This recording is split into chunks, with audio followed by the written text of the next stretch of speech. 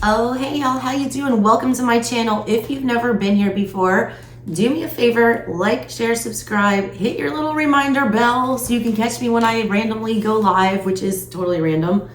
I really appreciate it. All right, join my weird little witchy family. If you guys want a personal reading, info for that is in the description box below. I do have spots available right now.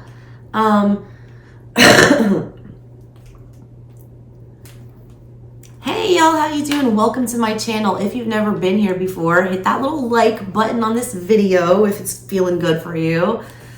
Oh my god, this is ridiculous.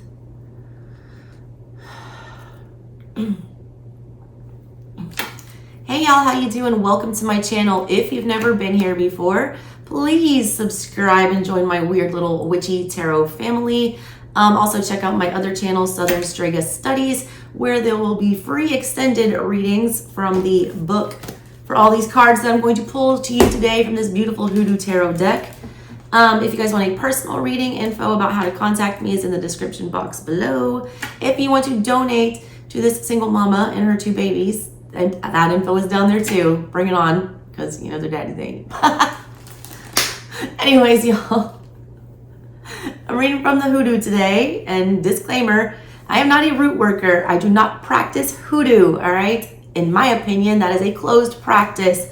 You can't just jump in and start doing Hoodoo all willy-nilly unless you are somehow initiated, all right? Or if you have that kind of blood in you. I do have a smidge of that blood in me, but I feel like it's appropriation. I don't feel like I should petition those gods. They've got enough to take care of. Anyways, I am a channeler though. I'm an energetic mailman. I can deliver messages from anyone to anyone, okay? I live in the low country. This energy is potent down here. I love these cards. I am a history nerd, all right? And these cards are historically based. They all have, most of them, not all, but most of these cards have images of actual historical figures, all right? So if you want to learn about those historical figures, please check out the extended, all right? That will be a link down there in the description box below, all right? And it will tell you all about these people and the meanings of the cards. There are also Bible verses and plants associated with all or most of the cards, okay? So if you want to know what plants might be beneficial to you at this time, or what Bible verses you want to go check out if you're into the Bible, please check out the extended, all right? So with that being said, let us get into your readings, all right? Here you go. Welcome to the Hoodoo Tarot. What is up, Aquarius? Welcome to your reading. Let's jump right into it and start with your ancestor cards, the major arcana from this deck. I always give these 3 little shuffles and then pull out the 3 that you need to see. What does Aquarius need to see today?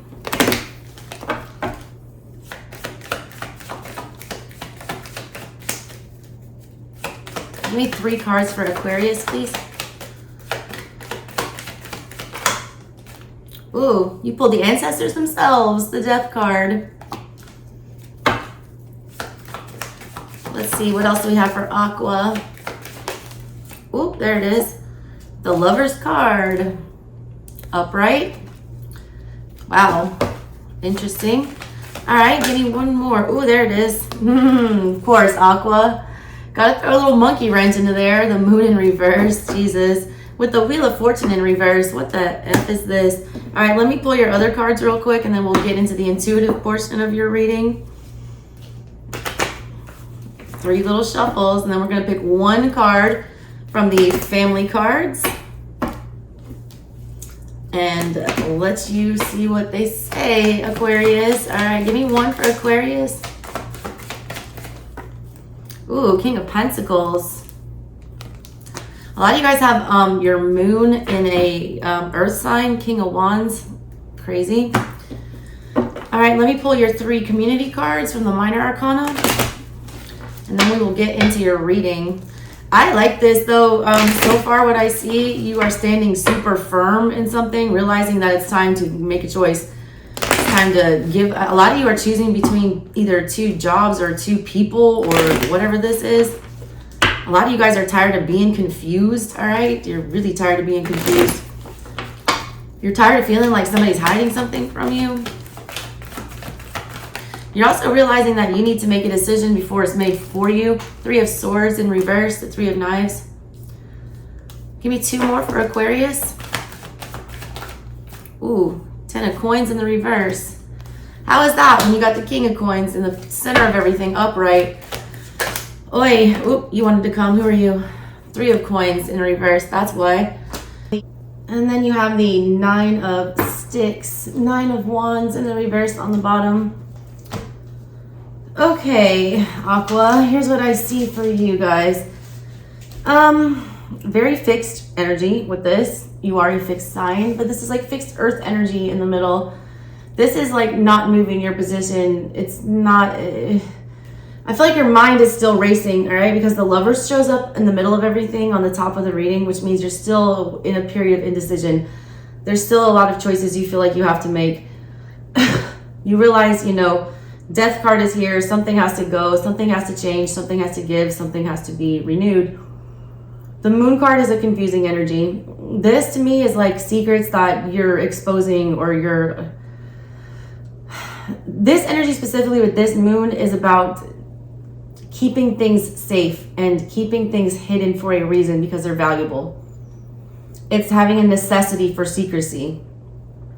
Either somebody's being too secretive, overly secretive, or somebody is like spilling the beans right now, or feels like they need to spill the beans about something. Something is not being kept safe though, that is like sacred, is kind of the energy that you get from that. In the center of everything, like there's no action, I feel like, being taken. The King of Pentacles is standing very firm. Somebody is like leaving things up to fate, which I don't think is a great idea here. I feel like fate is... like a lot of things are fated, but there's always free will, and when the Lovers appears, you have free will because you have a choice to make. All right, somebody's not making that choice. They're just going to let it end how it ends. It's like they're just they're resigning to their fate is what I get with it, because it like talks about in this card how he's, you know, got his lucky lamp here and all this stuff. He's sitting there with, you know, a very stern face. He's not showing any emotion. Somebody doesn't want to show their cards, but it's like somebody's cards have already been exposed with that Moon card in the reverse. There's like no cooperation with whatever this other energy that is here showing up is. We got a 10 in reverse, like an ending that, you know, we didn't want to happen, or having to let something go, something being released, financial loss. You've got betrayal down here. You've got somebody who's got like nothing to even invest into anything. It's like, it's really untrustworthy energy down here. It's an energy feeling like that this energy is going to do nothing but take and hurt. This is either somebody the way that they feel about you, or this is how, you know, you feel about them. There's a need to put this situation to rest, and somebody knows that with the King of Wands here at the bottom of everything. Like somebody knows that it's time for there to be action needs to be taken.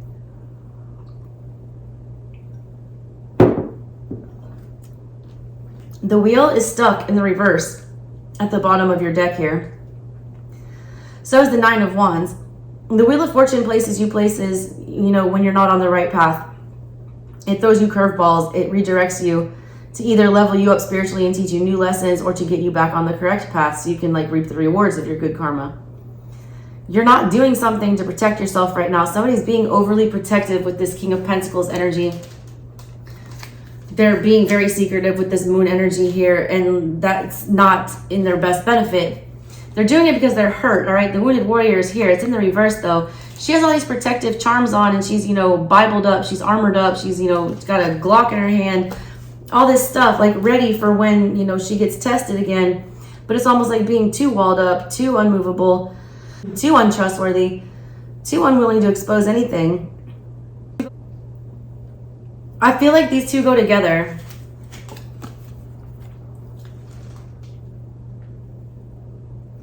Somebody's not willing to like invest in something because they don't trust it. Somebody has their mind made up that somebody is a loss, or that somebody is, you know, sneaky, that somebody is a betrayer. Somebody needs to look at this from a different perspective. I almost get like Hangman energy with this. This courting card, all right, which is the Lover's card up here. This is about making choices that would make your ancestors proud. There's two lovers walking down the lane. They're holding hands. One side's ancestors look really thrilled about it. The other ones do not. Courting is about like doing the right thing, doing things the traditional way, doing things the way that the Hierophant would do them. It was also a business transaction. It's also realizing that, you know, beauty is fleeting, looks are fleeting, love is great, but like, it's not enough to get you through sometimes. Like, you need to make sure that you're a good match with this person. Like, you can love something till the cows come home, but if they're messy, or if there's like too many differences in the way that, you know, you want to live your life or things like that, then it still can't work out. Love is not enough. It's like not the only thing that matters. There's a lot more that should go into a solid relationship than just the love part. Is this a good match for you? Is this a good transaction? Like, is this, you know, something that will help you? I almost feel like something's reaching like a, you know, a boiling point here. Somebody's like putting on this poker face in the middle of everything, like they're not gonna budge, they're not doing anything, but on the, you know, underneath they're the King of Wands. The King of Wands can only sit still for so long before he has to go after what he wants. I wish I could clarify these to find out what this person wants. I feel like they want fate to change. They want, you know, somebody's waiting for just doing nothing, all right? Being still in a time where we need to do something to affect our fate, affect our fortune, to help it along. You can never direct the wheel, all right? You can try, you can steer it, or you can embrace it. This is somebody that's trying to be immovable. It's also somebody bracing themselves for the wheel in the middle of this. Somebody's going to let somebody just receive all of their karma for all this betrayal down here. They're not going to, you know, they're feeling good. They're feeling protected. They're feeling like they're right with God. They're feeling like their luck is fine. That's how you're showing in the middle of your reading. Like, you're solid. Like, you've set yourself up for success here.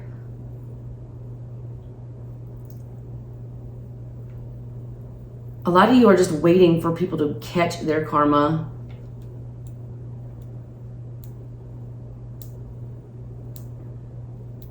That's something you need to let go of. I need to warn you about that.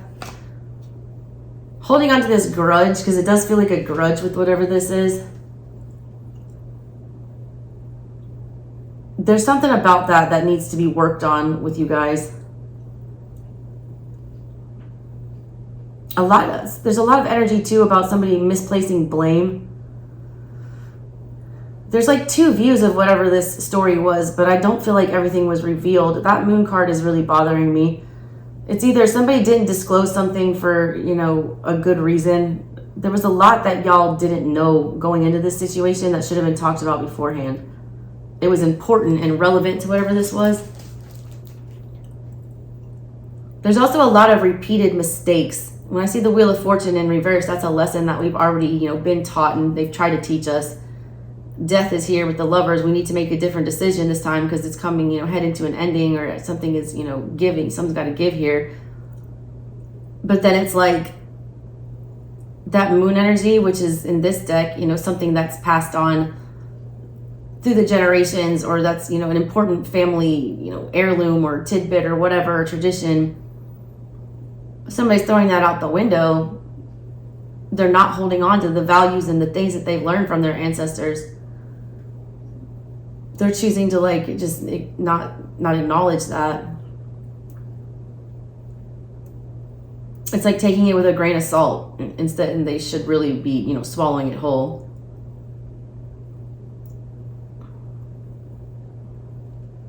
I really wish I could clarify these.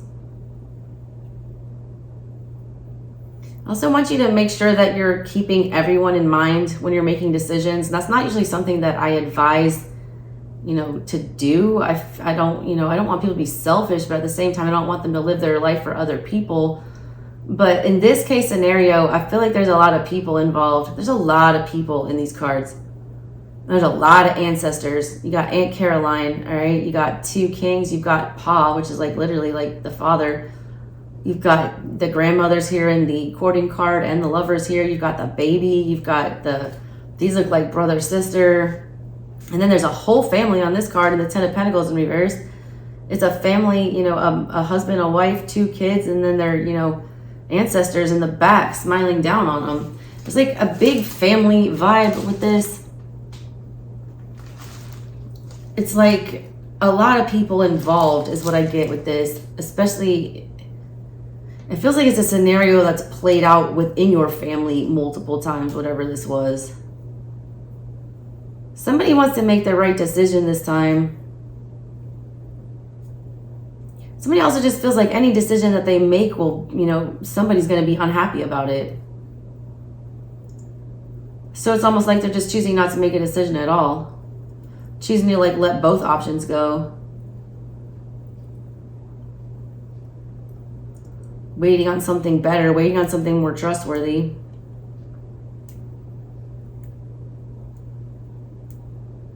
I feel like this is like still in action though. I feel like the universe is demanding action. Whenever you get the wheel in reverse with the Lovers, it means that you have a choice to make, that you're being given the chance to exercise your free will in whatever this turn of fate is. Somebody's, you know, choosing not to act. Death with the Lovers. They're not going to make a choice. The Moon in reverse. We're not even going to go into that. We're not going to analyze that. We're not going to look deeper into that. We're not going to, you know, feel through that. Somebody's also like refusing to talk about their options or refusing to have the conversation about which road they want to take. I also need to tell you guys in a business context, keep your plans to yourself. If you're planning on exiting a job or if you're planning on, you know, getting out of a partnership or something like that, then you need to keep that very much to the chest until everything is worked out. Now is not the right time for that disconnect. I want you to wait till after Mercury retrograde, you know, to complete that. And I mean after the shadow period. Because I feel like if you make this decision now, it's going to really trigger something, bring something back up. It's going to make somebody want to act very spiteful. So just be wary of that, Aquas, all right? All right, my Aquas, that's what I got for you guys. Please go check out the extended. The link will be in the description box below. And I will catch you next time, Aquas. I love you. Bye.